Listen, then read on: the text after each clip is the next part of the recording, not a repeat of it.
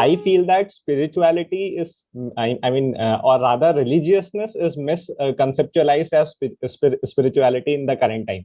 So people, on the crux, they are religious, but they try to believe that they are spiritual, while these are very, very different things. Religiousness is pretty rigid, while spirituality helps us or kind of sets us free. So how do I try to bring this thought process from a religious mindset to a spiritual mindset? How can I influence others to do so? Or is it even required, or can they religion as it is commonly practiced is very outward looking. Very, very outward looking. How it looks at others, it looks at the past, it looks at practices, and it says, I will do all those things. It looks at particular books, it looks at everything outside of the looker. It need not be like that. Religion, in its classical definition, is not this. But unfortunately, this is the way religion is practiced nowadays. In fact, religion has been practiced this way more or less throughout the course of history. So that's religion. There are these rituals that have been followed since 2000 years and I am following them. You're not looking at yourself, you're looking at past and ritual and your forefathers and all that stuff, right? I am a Hindu or I am a Muslim or I belong to this sect, I have that belief, so I'll do all these things. That particular temple is great, so I am going to that particular temple, right? That particular guru is wonderful, so I am approaching that. So that's religion. Spirituality, though really it is the center of religion, yet it is very distinct from religion. Spirituality looks at oneself. Spirituality keeps all this external business aside. Spirituality says, but before I look at anything, I have to ask, who is looking? Before I say anything about anything, who is this I that says anything? Is that not the first question? You see, one can not be completely sure of anything, right? I'm looking at the screen right now. Maybe I'm dreaming. Why is it not possible? Tell me. Maybe you don't really exist. There is at least, a marginal possibility. No? When you are in your dreams, aren't dreams all too real? As real as this moment right now. Is that not the case? So you can never be sure of what is happening. Let's say you're a religious person and you say, such tradition has been followed by my community since so many years. Now, how do you really know? How can you be sure that this tradition has indeed been followed in this particular way? You cannot be sure of anything. You cannot be sure of your thoughts. You cannot be sure of your beliefs. But there is one thing that you can be sure of.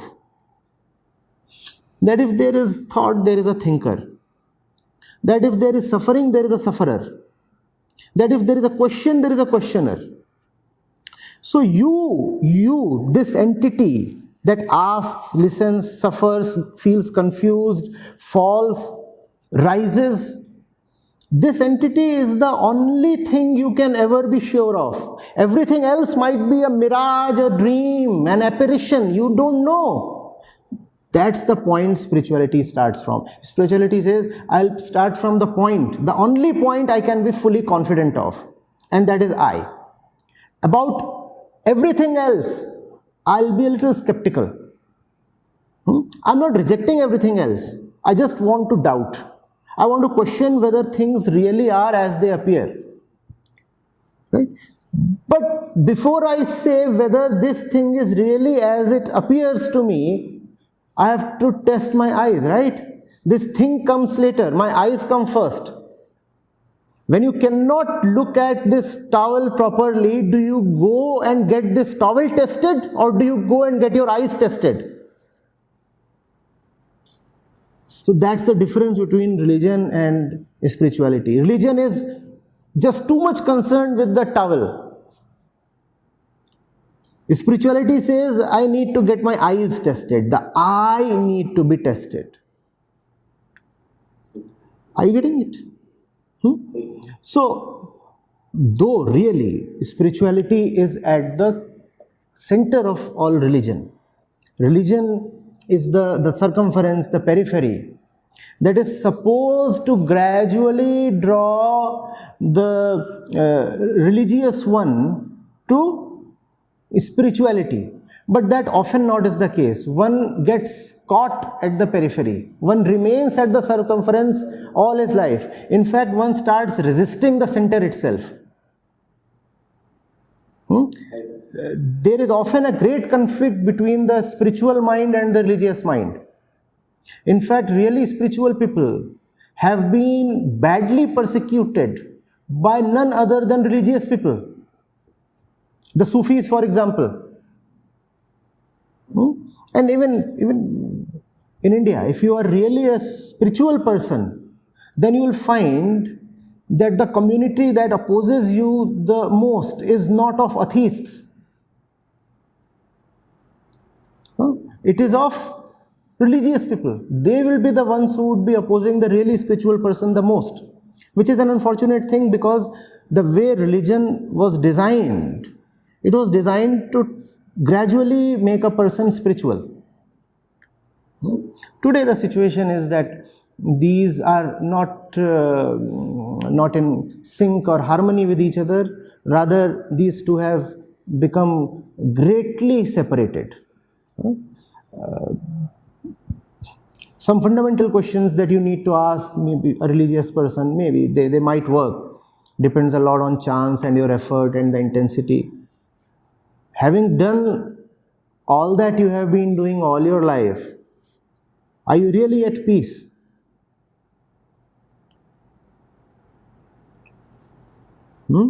Because that's the only thing that you want, no? You say, if you are at peace, do you really need to follow any religious practices? If you are joyful, then the ultimate has already been achieved. Then do you really need to remember and chant verses?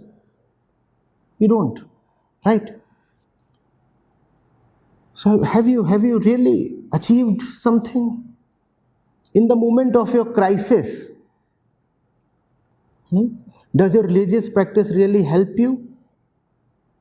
Do your beliefs really stand the scrutiny of time and circumstances? Right? But there has to be a sharp and smart occasion to do all those things. As they say, strike the iron when it is hot. So it is only at certain opportune times that you can ask these questions. Otherwise, usually the traditionally religious mind is just too unavailable to any kind of inquiry. After listening to all this conversation, I had a very basic question. And when it comes to the religion versus spirituality debate. So when it comes to religion, we can say that who created us? There is a question. So religious people will say God created us. There is someone who is up there, he created us, like that. But what is the real answer for that in spirituality? And again, why are we here? What are we doing here? Are we really anywhere? First of all, let me answer that. The religious person says, who created us and what is the purpose of this life? Do you see the implicit assumption here? First of all, it is believed that you exist. When you are confident that you exist, you ask, who created me? Who created my body? Who created the trees, the rivers, the building, whatever, the entire universe?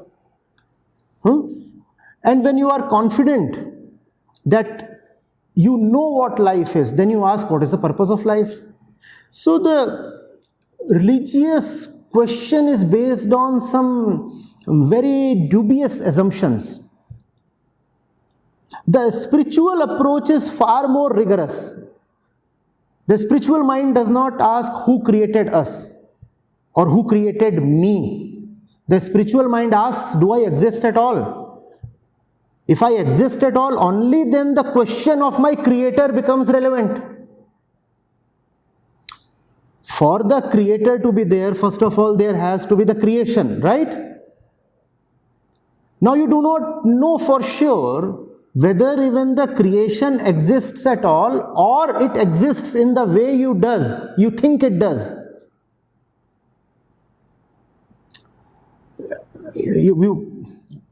Okay, take this example. I'm drunk, let's say. And I ask, who created these 8 fingers?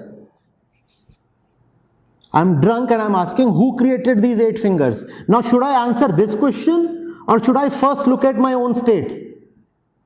The religious mind does not understand that it is drunk and is asking about the fingers that do not exist at all. Does the world even exist in the way you think it does? In your life, has anything ever been, even one single thing ever been the way you have thought it is? Are even your parents really the way you take them to be? Are even you the person you think you are? So we do not know anything for sure. When we do not know anything, then we have to focus on the knower. Let me first of all look at the knower, correct him, liberate him, purify him. Only then I am entitled to talk about anything else. Otherwise, I am taking undue liberties. The 8th finger. And when nobody is able to tell me who made the 8th finger, then I come up with a story. One day, God, after his lunch, was in a particularly bad mood. So he called his pet dog, clipped his tail, and with the tail he made my 8th finger. And religious literature is agog with such stories, is it not? This happened, that happened, then God did this, then God did that, and finally man was made. Spirituality does not live in stories. Spirituality is extremely rigorous. Very, very rigorous. It is more scientific than science itself. It says, wait. Before I answer the question, may I please ask who is questioning? It starts from there. And believe me, it ends there as well. It is so rigorous. It has no scope for entertainment. It does not allow you to roam astray and talk about this and that. This planet, this seed, that food, this particular auspicious day, sun and moon, and 1,000 other things. Spirituality has nothing to do with all that.